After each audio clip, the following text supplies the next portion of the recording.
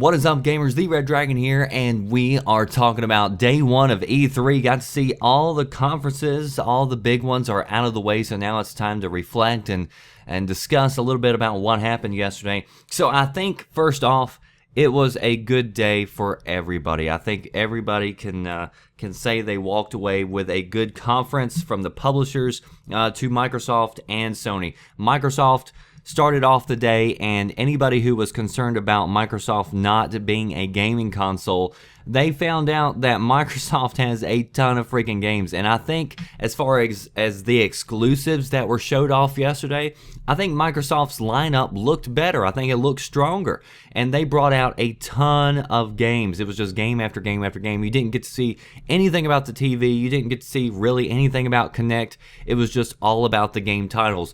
As far as Sony goes, they finished up the night and they knocked it out of the park. They, I think, won, but it's funny because I think they won mainly because they announced, hey, we're keeping everything the same. So fans were cheering because everything stays the same as it is kind of right now. You can play games offline. You don't have to check in every 24 hours, which, by the way, this doesn't make any sense to me. I don't understand why Microsoft is making you check in every 24 hours. Now, I've went and I've read that they say that they're doing this because they want to make sure that you haven't traded or sold or bought any new games. But if the retailers are having to use Microsoft's cloud-based technology in order to check in the games, or you do it on your console, is the cloud not smart enough to say, okay, you just traded in a game, ping, I've got that. Now you can go and take your Xbox and do whatever the hell you want to with it for as long as you want to, and it doesn't matter because I know that you're not going to be online playing multiplayer games. I know that you're not going to be doing anything else because you have to check in with me in order to do anything else. But you can take the games that you do have right now and go play them offline for as long as you want. Like, I don't understand what the big deal is about that. But PlayStation came out and they said straight up, we're not going to make you check in every 24 hours. And also, we're not putting any restrictions on used games, which is the big one that everybody went crazy for. But today, again, like I've told you in the past, Xbox and Sony are very, very similar on this whole deal because they've come out today and said, we're talking about Sony first-party publishers when we say that there are no restrictions. When we talk about third-party publishers, which is the majority of games on the consoles, they said that we're leaving it up to the publishers to decide whether or not there will be any restrictions on used games, which is exactly what Xbox is saying. Although I will say that Xbox is still more restrictive because they're saying in order to trade games that you have to be on somebody's friends list for 30 days before you can do that. So they are a little bit more restrictive as far as, you know, going and sending games to your peers or whatever. But I guess maybe as far as discs go, I don't. That wouldn't, I guess, make any sense at that point if you're taking it to GameStop in order to trade it in. So as far as the used games go, it sounds like they're pretty much the same thing. One other thing that PlayStation fans like to gloat about that was changed that really wasn't talked about last night in the conference is that PlayStation Network, they say, is free when compared to Xbox Live. But they did say that in order to play online now with PlayStation, you do have to have a PlayStation Plus subscription. And I just looked it up because I don't have a PlayStation, but it said you can get a year subscription for $50. So it's very similar to the Xbox, because somebody was saying the other day that they paid a lot more for their Xbox subscriptions, but they go on sale all the time.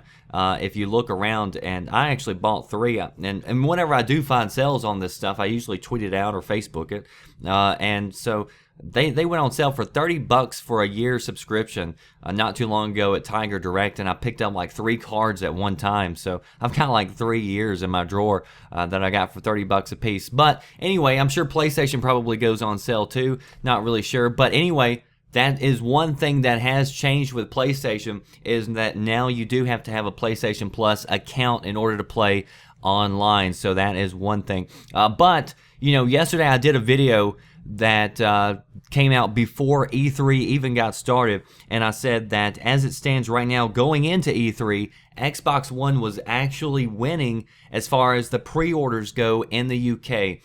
that all changed. And I told you, I said Sony can turn it around today, and sure enough, they did. We woke up to headlines this morning saying that Sony is winning the pre-order battle right now in the UK. They've taken the lead, and also Sony stock is up a little over 1% last time I looked, while Microsoft stock is down a little over 1%. So a lot of new developments.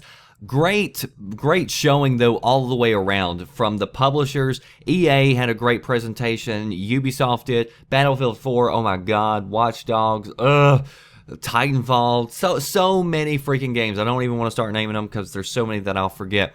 But the publishers had a great showing. Microsoft showed that they've got a ton of exclusives coming, so it's going to be a great thing. The one thing about the PlayStation 2, though, that you have to mention is that, again, they're keeping things the same by allowing more freedom. And consumers want freedom. They don't want to be shoved. They don't want to be taken on a leash and pulled down this road and told, hey, you know, you have to have this hooked up. They said the PlayStation Eye, it does not come with the console. It's something you have to buy separately, which that helps keeps the cost down. So post below, let me know what you thought of the conferences. Who did you think came out on top? And were you swayed at all by what you saw or heard? Or are you on the fence? Do you know which console or consoles that you are purchasing at this point?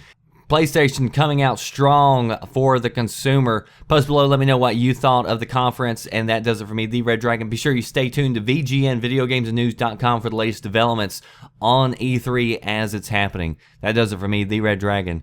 I'll see you next time. Thanks for watching.